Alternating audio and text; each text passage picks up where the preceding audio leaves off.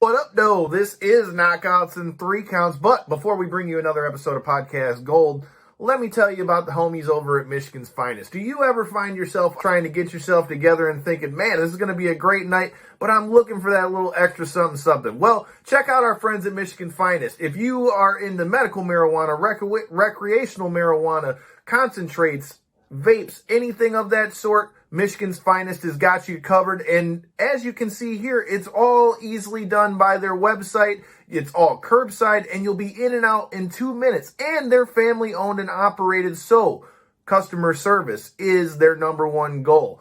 And now, since they are rocking with Knockouts in 3 Counts, use the code KO3MF. Yes, that's KO3MF. You get 10% off your entire order, but that does exclude featured items and items that are already on sale. But if you use that code, you're getting 10% off your items, and I promise you, either if you're looking for that big knockout or you're ready to hit the sheets for that 3 count, Michigan's Finest will get you together. Tell them Knockouts in 3 Counts sent you, and I promise you, you're going to be having a great night. Peace.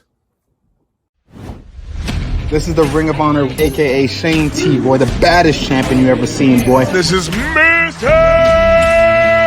Anderson. This is good old JR Jim Ross, and you are listening. You're listening to Knockouts in 3 Counts. We got a new world champion. That might be one of the craziest knockouts I've ever seen in my life. Knockouts in 3 Counts is the podcast, baby. It's the real deal, baby. Knockouts in 3 Counts starts now. Ooh, what up, though? If you're watching this when it airs, it is another Tuesday. This is Knockouts in 3 Counts, and I clearly haven't gone postal yet, but I haven't mentioned it yet. Rest in peace, Don West. We're honored to have you in the intro. One of the iconic voices of pro wrestling with Impact and TNA. Him and Mike Tenay doing their thing over there in TNA. Definitely always was a cool dude when we ran into him over there at StarCast. Before I get to anything, just felt I needed to shout that out.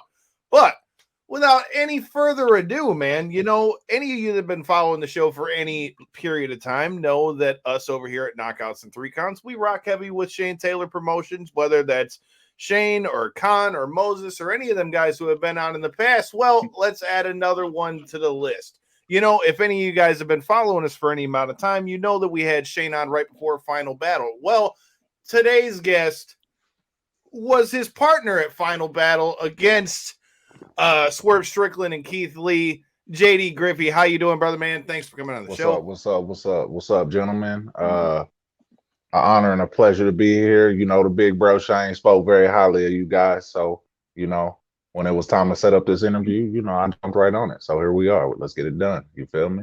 Yeah. Hey, well, much appreciated. Shout out to Shane Taylor and all those good things. Well, you know, dude, I've been doing my digging. Anybody that watches our show knows that I like to hit you with the stuff that most of the time you guys aren't expecting. But, you know, in doing my research for you, you know, you just gel with us easy when you consider the fact that with us going the pro wrestling world and the combat sports end of the world, before we get to pro wrestling, tell me a little bit about that, man. You know, we are getting ready for UFC to make its return here January 14th. Last week's guest, Jimmy Flick, is going to be going to war with Charles Energy Johnson. So tell me about your journey through the MMA world. I know you've done some Muay Thai stuff. Yeah. Take me through your journey through the combat sports. Oh man, my combat sports journey started real super early. I was, and you know how most kids are. We want to try combat sports at some point in our life. You know, whether it's you know, I want to try jujitsu, I want to wrestle, or I want to karate or Muay Thai, whatever, Taekwondo, whatever, what have you. And I had the of having I gotta throw the fortune up in quotes of having a father that was like, if you suggest something, he's gonna make you go all in. You're not gonna half-ass anything. So yeah, it started pretty early. It was Taekwondo, Muay Thai, Jiu-Jitsu, all of that stuff as a child, and just trying to find what I liked. And that was the beauty of martial arts. You know, anybody that spent any time in it, your personality kind of dictates what disciplines that you're going to gravitate to. that's the beautiful thing, is that everybody can be a part of martial arts and have a different take on it. And so mine started pretty early. By the time I got to high school, I tried to play like other competitive sports outside of combat sports. But right after that, after college, went straight into pro wrestling for a little bit. But I kept martial arts, in the forefront in damn near everything I did. But yeah, so I ended up getting with Carlos Moreno. He is the head trainer at Merced in California, Merced MMA. He's of the Muay Thai lineage of Master Cheetah at Chayo Muay Thai out in Richmond, California. That's kind of where I started out with my journey with Master Cheetah and Chayo Muay Thai Academy. And then just different camps. And just getting into that journey. You know how the fight game starts. You just kind of dip your toe in, and then you kind of go from there. And then just different organizations, XKO, Rage in the Cage up in Oklahoma City, just different organizations, and diving into and sharpening iron. You know what I mean? Iron sharpening iron. You know how it gets. So mine started pretty early, and then just the MMA fight game, and then trying to balance pro wrestling at the same time was. You already seen some of the crossover athletes. It proves quite difficult. So I had to take a different path where I was like, I got to focus on one, because trying to do both, the Lesners and then all those guys, I'm like, I don't know how y'all guys do that. I'm not built for that. But well, in that circumstance, you can see a lot of times people will wait till they're super successful in either one realm or the other before they really start to focus on both. They make that transition once they've already gained their footing in the other one. Well, my question with that is, okay, so we talk about the fighting, like what was that decision like for you to, make the switch to just pro wrestling, and when did you stop competing in MMA? Man, I stopped competing. I want to say, was it 2017 or 2018? And then I just wanted to I still competed in Muay Thai, but like mixed martial arts, like you guys know it's so much that goes into every part of it. Like, if it's Muay Thai, I can just focus on my striking. If it's jiu-jitsu, I can just, focus on the grappling and submission and, applying pressure in that way. But MMA, you guys know, whatever tools you bring, tools you bring to the garage, you know what I mean? You better be able to use them all. Absolutely. Oh, absolutely. That's what makes the sport so interesting, right? Is you really do have to be refined in all these aspects. Yeah, it's a styles clash. Every bout's a styles clash. And so I want to say like 17 or 18. I don't remember exactly, but I still competed in IKF, which is like point Muay Thai as well. So I can still keep the tools sharp and stuff like that. But I dove into wrestling like full speed after I want to say it was when Keith signed. I was his last match before he went to WWE. And so I think like right after that, I was like, all right, I'm going to go full speed into pro wrestling. So now, was that because of the fact that you realized, hey, obviously he had his own hype built up and stuff, but if you're matched up with somebody of that ilk that's at that very, next rung of the ladder till they're signed, to your point, is that what kind of made you bite down on the mouthpiece, so to say, is like, hey, if I'm taking on this level of talent, clearly they view me as some type of talent myself. So, I don't know if it was necessarily Keith per se, because he and I, we've kind of grown up together. He and I have been friends for over 20 years. So it's weird sometimes, when it's in there with a bout with somebody like Keith, it's hard for me to think of him as anything other than he's my brother, but we got a scrap on our hands. So I try not to think about things like that when you in the line of fire, I guess you would say. But yeah, just being at that caliber, I think it was more the crowd, just to debut. I was on my way in, he was on his way out, so to speak. And then the crowd just giving me the same amount of love on a debut, and Keith offering up the best form of combat on that platform, which really, he put me in some pretty deep water, if you will. And when you go out there and you show that you can swim on a national stage, it kind of gives you a boost. I guess you will. And so that's when you're like, yeah, I wouldn't say it was necessarily the caliber of performer that Keith is, because I mean everybody knows he's a once in a generation talent. Obviously, I have a little bit of bias being that he's my best friend, but yeah, I think for me it was just the opportunity to compete at a high level week in, week out with the best performers in the world. It, as you said, makes you want to bite down on the mouthpiece and dive into that full speed. Yeah, that's one thing. Real quick, cut. That's one thing. I feel like I have to preference it to every guest we have come on, but I cover more of the MMA side, Kyle, and we usually have a third co-host as well, Jordan, who both are very, very well versed in the wrestling side. And on my side of the world, like you say, like it's so interesting to me when you see these former combat experts, no matter what their field be, whether when they've competed, make that transfer over to the wrestling world, because it really does take such a mentality shift. It's like the entertainment aspect's always been there, but it's like you've got to focus on it on such a different level, I guess. Yeah, and that's the thing that I feel like gets lost in the casual MMA fan, and it's lost in the casual pro wrestling fan. It's the mentality shift, the philosophy shift, and then there's a level of authenticity that comes with it. Somebody who knows what these things are supposed to look like, what these things are supposed to feel like. My personal opinion is it's glaringly obvious when somebody's got gear on versus when they really bathe in the waters. You can kind of tell. Okay. You know what I mean? Yeah, I like that. Yeah. And so I think you kind of have to. There's a mentality shift first, and then I think once your mind makes the shift, as martial artists, once the mind makes the decision, the body follows suit like immediately. You know what I mean? For most of us, I'll say for most of us.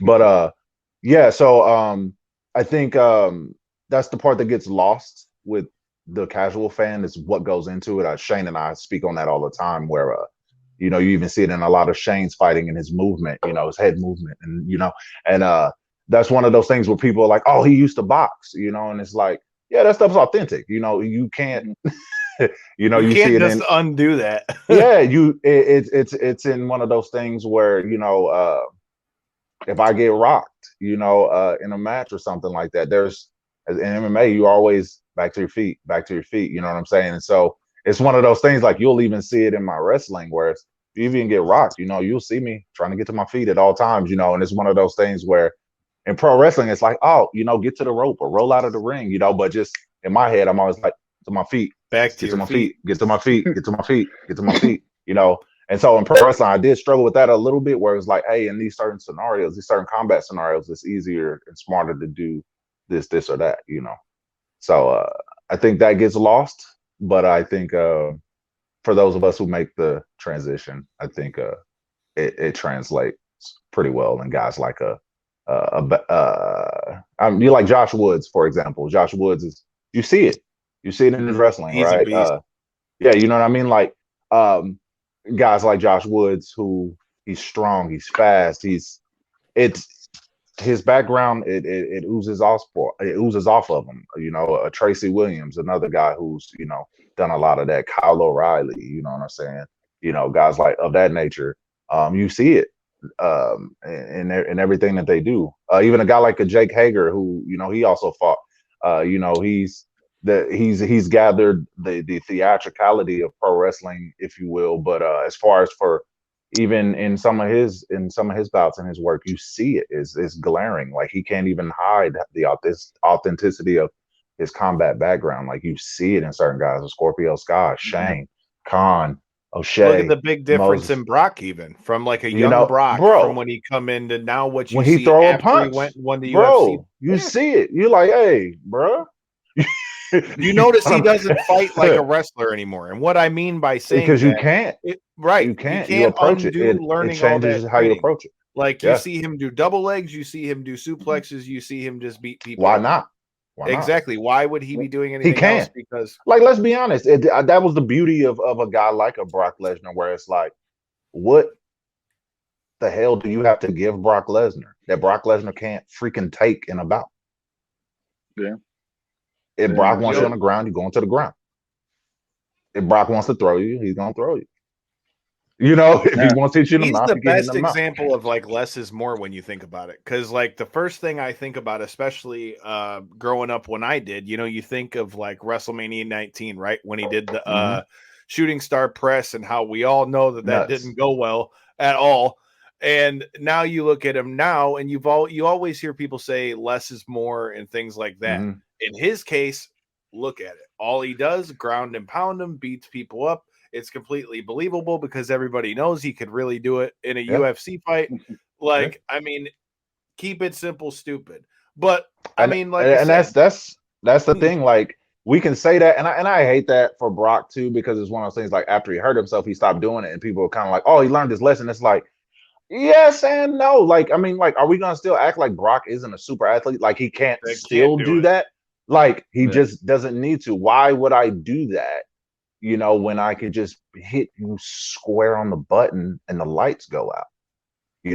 I would say it was because it was Kurt Angle, right? Like, 100%. He's a cyborg. That's why. Yeah, I would say it's Kurt Angle. If it's in the repertoire, you might want to bust it out. He's a gold medalist. I mean, I hate that he got the bad rap for that too. So yeah, but I hate that he got that criticism, because it was like, he only missed it once. We never talk about the fact 100 times he nailed it. OVW too. We don't talk about that, and so I think that's just it's indicative of sports culture, if you will. They never remember us on our finest moments. I say it all the time, man. Wrestling fans and MMA fans are like the two craziest fan bases, because two sides of the same coin, if you ask me. Bro, you're with it. 100%. I felt like I jumped out of a fire into a flame. It's bizarre. And somebody like me who came from martial arts into pro wrestling, to mixed martial arts, back to pro wrestling, it was one of those things where it's just like, it is insanity at every turn. If it's the fan base, or it's the people that, your opposition, or if it's, management, or if it could be a number of things, and it's always going to be an outside variable, a fan base, training doesn't go well.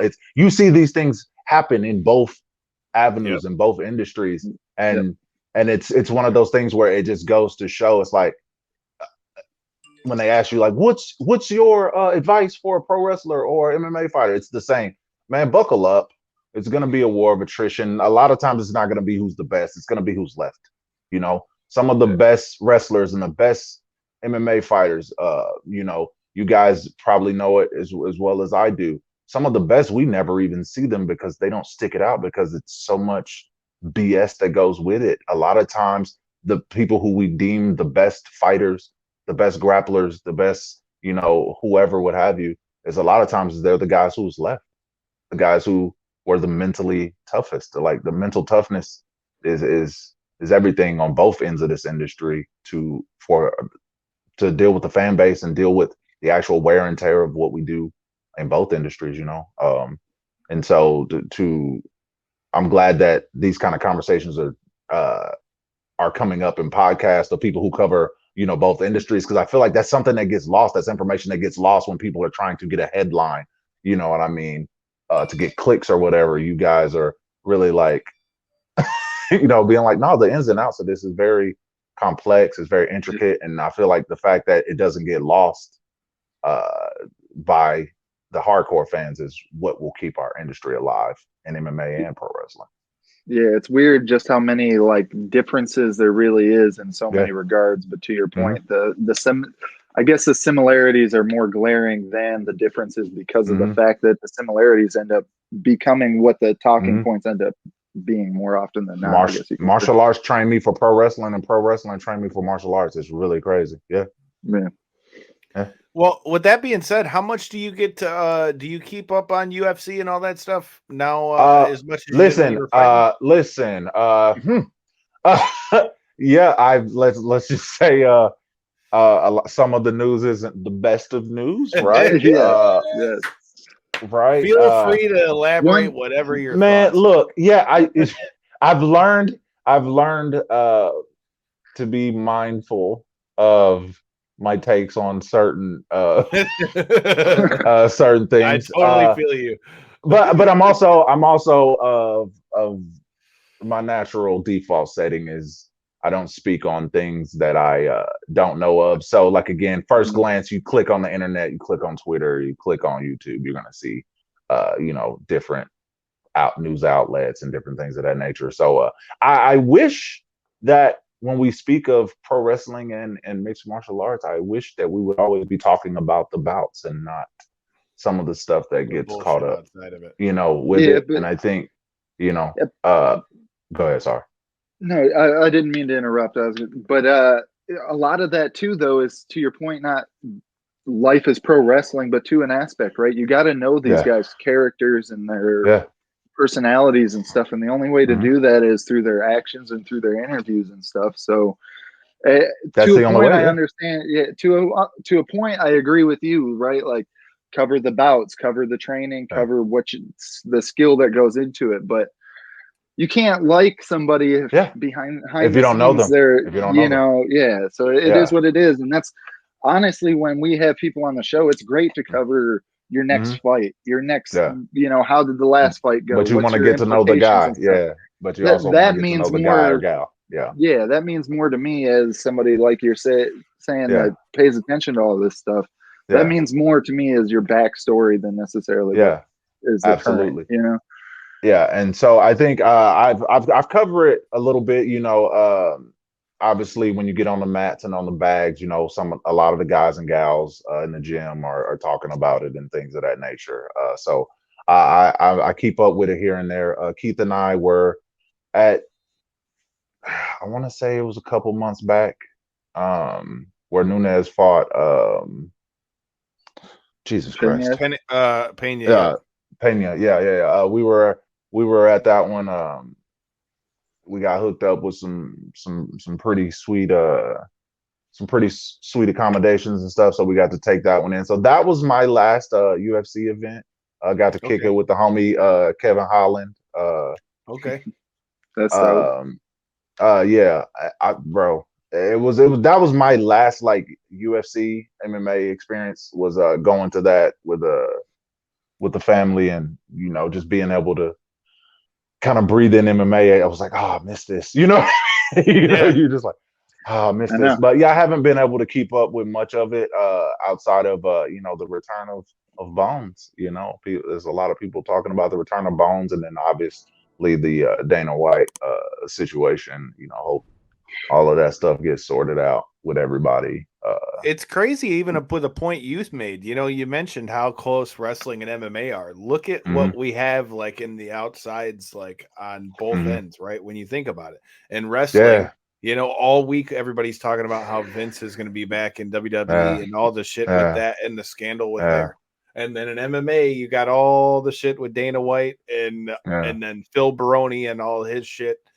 Like, it's just crazy how, although they're so different, they're still the same. So, like I said, it's crazy, man. And it sucks because, unfortunately, when we're in a sport or even in wrestling, however you want to call it, I mean, with how with it being a physical thing like that, every time there's something like that, the public automatically just jumps to like, it's gonna jump right over. It's barbaric, holy shit.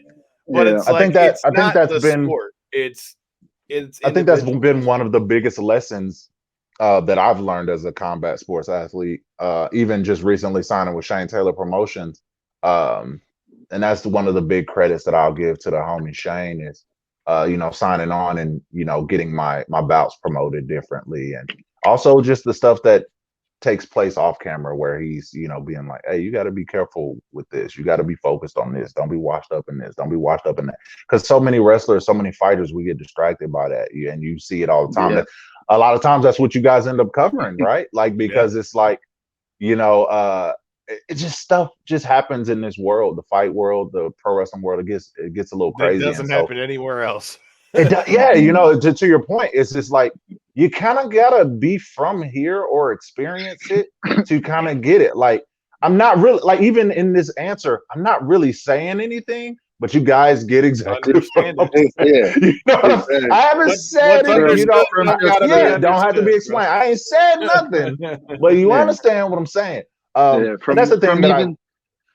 Oh, go ahead. Go ahead. no, I was that's the thing that I wish we could get back to is the love of the industry, the love of the art, the love of the sport. And that's another thing that I love about like the people who are pure in the sport of pro wrestling or MMA, who they just like, yeah, all of the bells and whistles is cool, but let's get busy. Like when the bell rings, let's get busy. Let's get busy. And so I think when guys keep that as their focus, they can still enjoy the entertainment aspect of this. But when it's time to get busy, as long as you're getting busy, that's all people are going to talk about.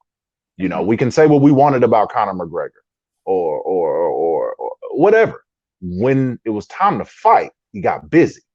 He said whatever. Yeah. He said whatever. When it was time to fight, he got busy. Right. And so it's one of those things where there was drama, you know, between him and a Diaz, right? Between Conor and a Diaz, right? The drama was there, right? We heard all the talk. We saw that's what made us, kind of made us like buckle down and lock in.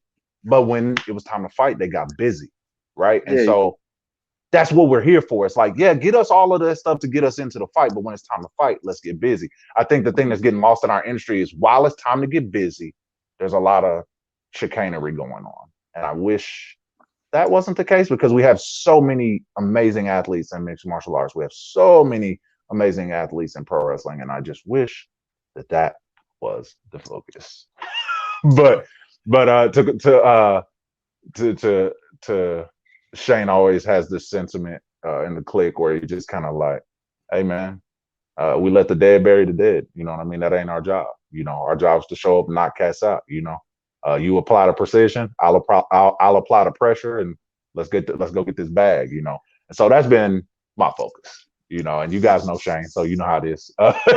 Well, you alluded into it, man. We do know Shane very well, and with that being said, you know, take me a little bit through that because you know that was something. I'm be honest with you. That's something that I asked Shane when Shane came on because when I heard that your name was the name announced for Final Battle, I'm like, damn, all right, because you know, like you said, we've been rocking with him for a minute. You know, I've seen Khan, I've seen Moses, I've seen O'Shea, I've seen all these names, and every name you listed, danger.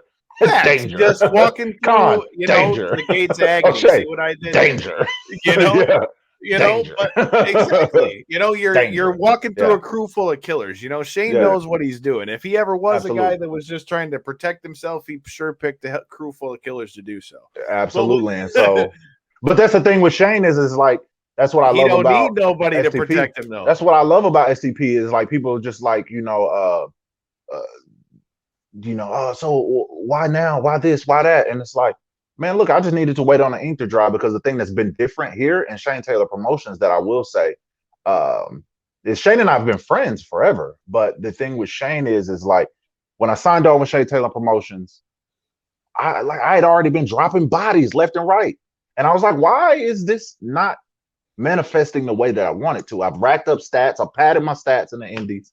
What the hell, man? You know, and it was some of it is just like, are you dropping bodies where they need to be dropped while the right people are watching? And so that's what Shane Taylor Promotions offered me. And not only is Shane at the facilities preparing me, helping me prepare, not only is he making sure the management and promotion team making sure that my bouts and the bouts that he and I have together are promoted to the highest of their ability. Not only are we chopping it up on the phone, but even at the point when it's time to go into battle, guess what Shane's doing? He's lacing his boots to go into battle with you.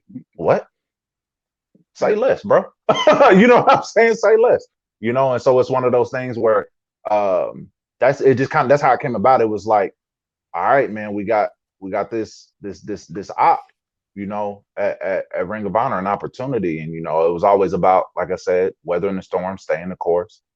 And you know, when the opportunity came up and I saw whose name was on the other end of the contract for the bout, and I saw it was my brother. You know, I went in with a close friend to fight my brother, who was in a situation where he's fighting two of his close friends at his 12, but he can't trust Swerve at his 6. And it was just a weird situation for everybody, bro. Like, and so when that came about, I was like, I'm going into shark infested waters, and I need to make sure I'm surrounded by the deadliest of allies. And like you said, O'Shea, danger. Khan, danger. Moses, danger. Shane, danger. You know what I mean? So I felt like being kind of the new kid on the team, the red shirt freshman, the new freshman on the team, I guess you will. Expected to come in and play immediately, expected to come in and do big things in big minutes. And my debut being at Final Battle, my Ring of Honor debut being at Ring of Honor Final Battle, one of the biggest pay-per-views in the company's history, and on the big stage with guys I consider close and personal friends, and Swerve, and and Swerve, and then man, he got it coming, bro. Swerve got it coming. But anyway, he already clicked up again. Anyway, he already, bro. He got it, bro. Swerve got it. Yeah, let me go on before I go off on this tangent with Swerve. He got it coming, dog. Like, oh, trust me, we'll get into cinder blocks, bro. He got it, bro. Swerve got it coming, dog. But just going into that situation and being expected to deliver on a pay-per-view when you debut, and with, again, Swerve, I don't, regardless how I personally feel about him, we're not gonna say he's not one of the most brilliant performers out there. Like, he's not one of the most dangerous wrestlers out there. Say what you want about him personally, but he is brilliant. He's one of the best. Keith Lee, a monolith, super athlete in his own right. And then you got one punch knockout power with Shane, who's he's everything he says he is. He's the baddest champ you've ever seen. You know what I mean? Take it from somebody who's been on some receiving end of some of those shots. Like, you already know some of our battles, man. We have fought to the point to where neither one of us could stand. And so going in the final battle, I wanted to make sure the guy I was going into battle with, I understood the sharpness of his blade before we go into battle. And I understood the sharpness of Shane's blade, and I understood the sharpness of Swerve and Keith's blade. So I was like, all right, Shane, we got our work cut out for us. And I think going into that battle, our strategy was sound. Going into it, obviously, it didn't go our way. But it was the start of something crazy, and Shane and I have been getting busy, pause, ever since.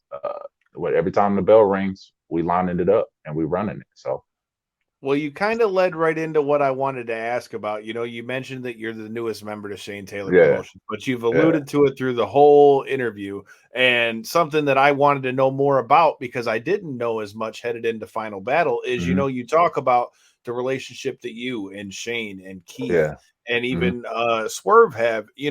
Tell us a little bit more about the relationship with the three of you guys, what that does going into such a big match like that, where you're facing a guy who you're so familiar with on the other side as well, in a Keith Lee.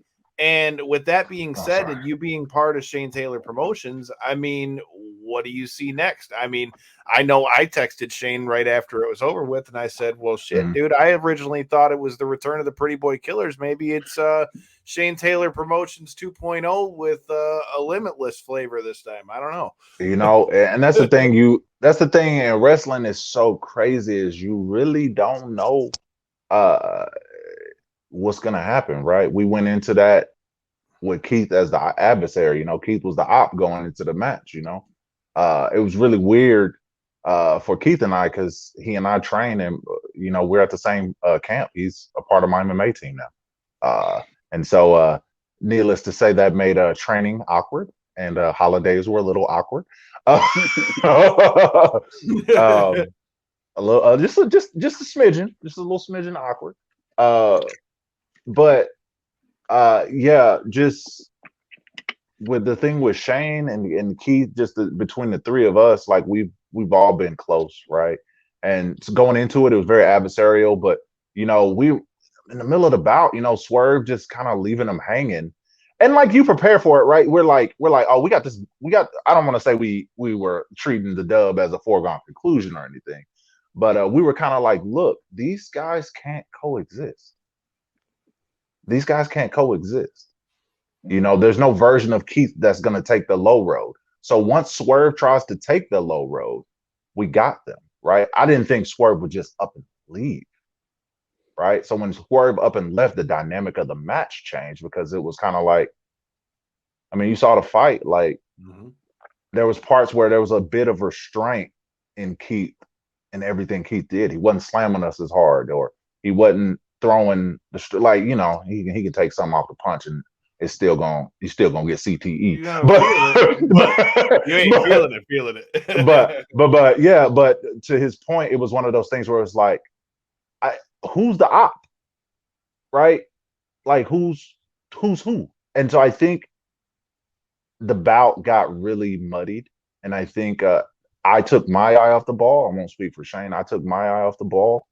I know there was a lot of conflict with Shane because, you know, for every battle that goes, I always feel like the youngest brother and your two older brothers are always at odds. Like Shane and Keith, they've always had that need. Yeah, it's just, and it's weird. And I think for Keith, it's never intentional. It's just Keith being Keith, right? But I think for Shane, he has this desire to be the best, right? And we all do, right? Like at least between the three of us, it's just one of those things where it's like, Keith is my brother, Shane's my brother. I try not to let it get adversarial. It's like, y'all not the ops. Y'all just kind of, you know. I think when you have a group of friends, you have a group of friends who are efficient and competitive, our paths are going to cross in an adversarial way at some point. It's not a question of if, it's a question of when. And I think with how we handled it and then how Swerve handled it afterwards, with you know, what he ended up doing on Dynamite with Rick Ross and stuff. And then even Rick Ross coming at me on Twitter. I'm like, dog, y'all got it coming, bro. Like mogul affiliates, they got it coming, Ricky bro. Rose's coming for you on Twitter, bro. What about bro, it, man? Bro, that was a trip, bro. I was like, bro, what is my life, bro? What the like my first entrance song in pro wrestling, I came out to Rick Ross, bro. And now he the ops. What's going on? And now he's the ops, bro. What is life? What is life? What's life? But yeah, I don't know what the future holds as far as for with Keith. I know, you know, he's recovering right now. We're just coming out of holidays. He was in good spirits with the family and stuff like that. But we, you know, obviously Swerve didn't come up in conversation. You know, at Christmas dinner, Swerve definitely didn't come up in conversation. But I think you know it's stewing. You know he's stewing. If I mean, you guys probably follow Keith's career as well. I was at one of those last matches that you were talking about before he went to WWE, because anybody who follows our show for any length of time knows we did a lot of stuff with Evolve back in the day. Yeah. So we are well aware he'll be back and back with a vengeance. Yeah, and so that's the thing. He hasn't been at the gym, you know, striking yet. You know, I know he's back to lifting a little bit, but I haven't seen him up at the gym striking and stuff yet like that, or he hasn't been on the mats, you know, grappling yet. But yeah, listen, just because it hasn't happened just yet doesn't mean you don't know. Yes, Swerve's got it coming. Yeah. Like you've seen Keith, he's not gonna let that slide. Especially when he's giving you ample chances to take the high road. Shane's been on the bad end of that. I've been on the bad end of that. You know, he's the big bro for a reason, right? But it comes to a point to where this wasn't about competition anymore. What Swerve did and Parker personal. And Parker and then and they still haven't identified this other guy. Tattooed face guy. Tatatouille. I call him Tatatouille. I like it. Tatatouille. But yeah, it takes it to another level, bro. That's not about competition. That's not about, you know, you want to go out and say you're one of the best wrestlers in the country, Swerve, I'm with that. You know, Parker, you want to feel like you're one of the most underrated performers, I'm with that, right? When you start, you know, Rick Ross, you want to think you the biggest boss. You are all of these things. All of these guys who say these things about themselves, you know, and that's in that equation, that's all true. But you start trying to harm people, like physically, like, you know what I'm saying? There's competition, and then there's busting a cinder block on somebody's ribs, like levels to it. it's levels to the shit, right? Excuse my language, but like, you know, yeah, but I'm trying to be cool about it. You know, I'm trying to be diplomatic, but it's like one of the things where it's like, because you never know who's watching, you know, and so it's one of them things where I'm like, the answer I'm supposed to give is, you know, it was a good match, it was good competition. You know, Mogul affiliates, they're a great team. Yada yada. Man, fuck them. That's how I feel. When I see them, you know, like, yeah, whatever, man. I don't know. When you take it to a personal level, I'm gonna feel some way, bro. I'm gonna feel some way. And Shane hasn't even spoke about it, and so I'm kind of like looking at Shane like, yo, we sliding on these cats, right? Are we gonna slide, right? You know, I like it. You know, Let's go. like, you know what I'm saying? I'm like, we sliding, right? You got to get that get back, bro. You know, but again, I've always been I've been known to get ahead of myself and talk myself into fights, and I'll say talk Shane and Keith into fights that they might not necessarily want to be in. So I'm in a holding pattern right now. I'm just trying to chill, but I can snap the at any storm moment, is bro. coming. Bro, you feel The me, bro? I feel like y'all are watching. Y'all see my body language. Y'all see I'm trying to like. I know what, you we feel know me? what time it is. We you know feel what me? time it is. What's understood? That's the theme of our conversation today. What's understood don't have to be explained. There usually is a theme, it seems like, to every episode. That's for sure. You know, what's understood don't got to be explained. Like Swerve is all of those things, right? And he's having these great matchups with like AR Fox and you know, things of that nature. And that's the thing with like AR Fox and Swerve. When you watch Swerve perform, you're like, damn, he's really good. Why is he an asshole? Damn, like, like damn. But it's also like, damn, it's like, damn, he a good wrestler. But when bro Keith get back, you ain't gonna live to become a great one. How unfortunate. How unfortunate. But I said all that to revolution for real. Yeah, I said all that to say is stay tuned, right? You never know. We just gonna stay tuned. I'm ready to get busy. I'm ready to line it up and run it. That's me. But I like it. Well, before I let you get out of here, bro, yeah. I feel like you're gonna have a great answer for this. So we have this segment that we call locker room etiquette. And no, it's not poking, picking, and prodding or any of that kind of shit. I promise. I'm with the shit. Give me 1 second. Let me plug my phone in. It's about to die real quick. Give me 1 second. Yes, Pause sir. 1 second. Sorry. It's been a good one so far. Ain't no problem if we got to gas that phone back up. Is what it is. Thoughts so far, Kyle? I don't know, man. I told you I feel like his vibe rocks with us just the same way as Shane T. So I mean, it's no big surprise there, and I got a good feeling that there's going to be a good answer to this part of the show as well. Yeah, for sure. One thing I should have probably mentioned at the beginning of the show, it didn't happen to pop in my head, but also while we're getting rest in pieces across through an episode. Oh, you're all good. Rest in peace, Victoria Lee. That one kind of hit home. 18-year-old prospect already made her debut in ONE FC, and then to a life lost so soon. We don't necessarily know the circumstances just yet, but my thoughts go out to the Lee family as a whole, because that's got to be a rough one, man. I agree with you 110%. No, you're all good, dude. We were just giving a shout out to the Miss Lee, who just passed away from ONE Championship, the 18-year-old. Man, it's been a lot of deaths in MMA and wrestling lately, so rest in peace to those who have left. That being said, I know you're going to have a good answer for this. So what we call this one, we call it locker room etiquette. But what we mean with that is that would be any type of advice you got for somebody who's coming into a locker room, any type of pet peeves, any type anything. Now, Shane has added to this list as well. That list includes everything from wash your balls, keep your baby mama out the locker room.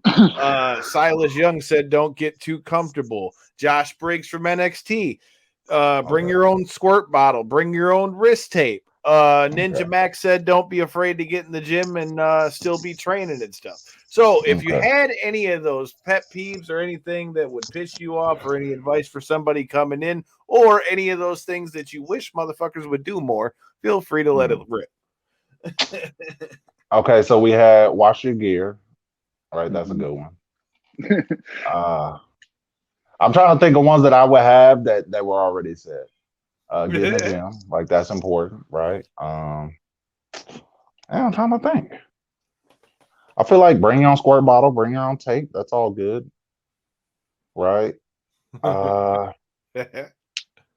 I mean, damn, I feel like everybody covered it, but just my one to try to add to it.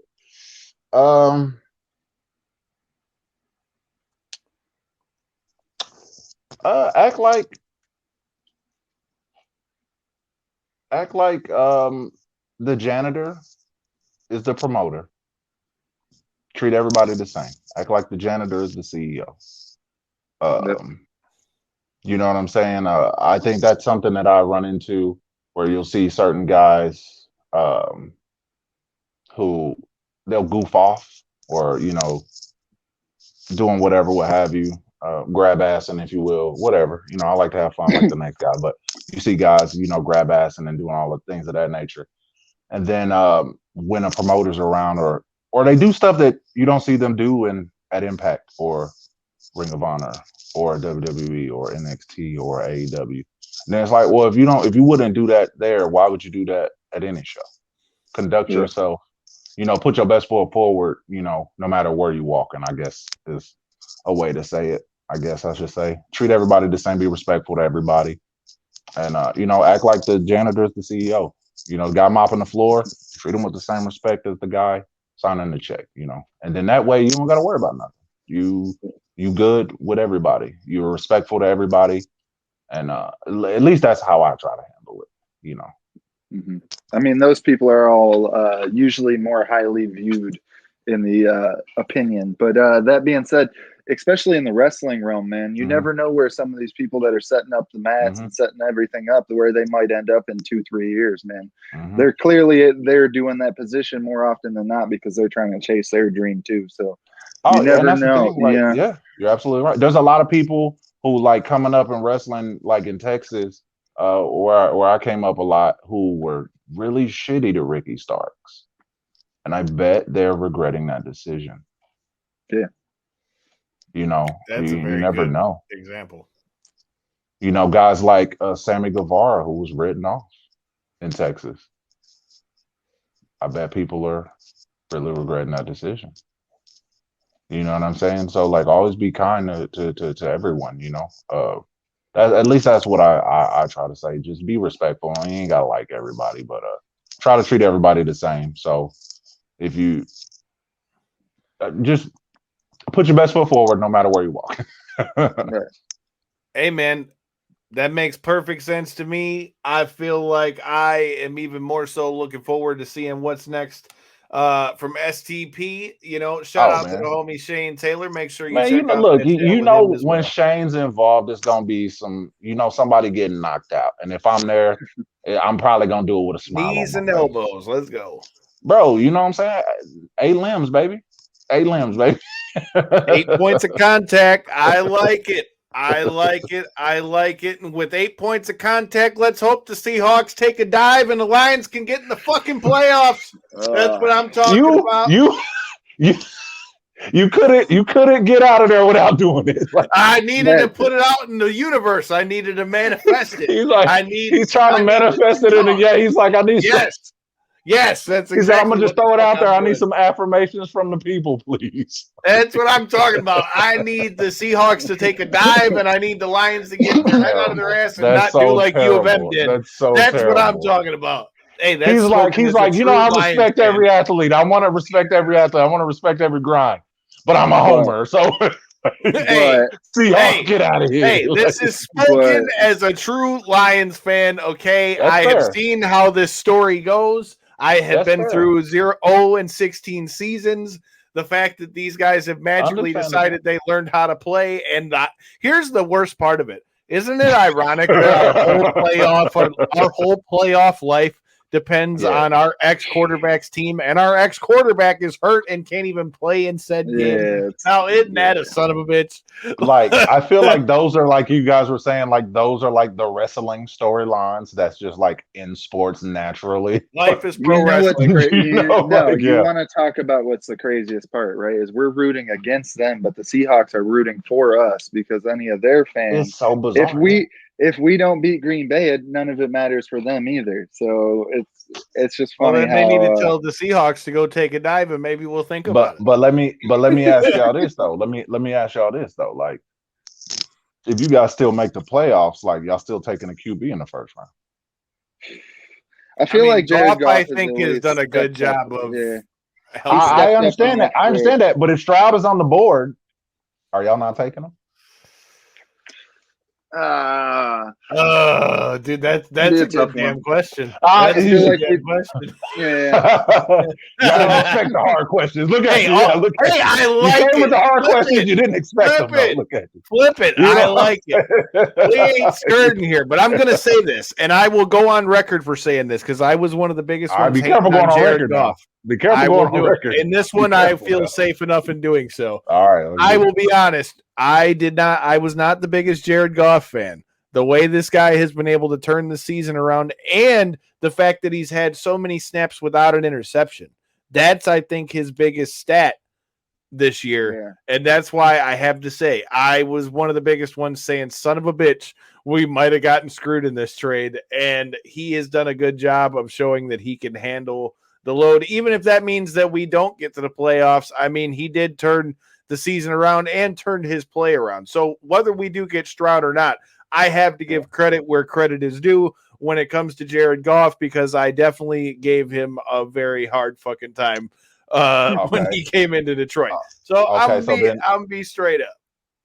So give him his, like, are you gonna give him his flowers? Are you giving him his flowers? I will definitely give him his flowers for this year. Can't not do that. And I'm hoping he gets us one more dub, because I brought this up to Corey before he hopped in here. Here's the thing. If the Lions get the dub, even if we don't get to the playoffs, that means Dan Campbell's got a winning season, and we haven't had one of those in a little bit either. So I'm just saying there's still positives to be found here. I feel like Lions fans, people will be like, man, Lions fans, like, I feel like it's abuse to be a Lions fan. And I'm like, it is no, the Lions.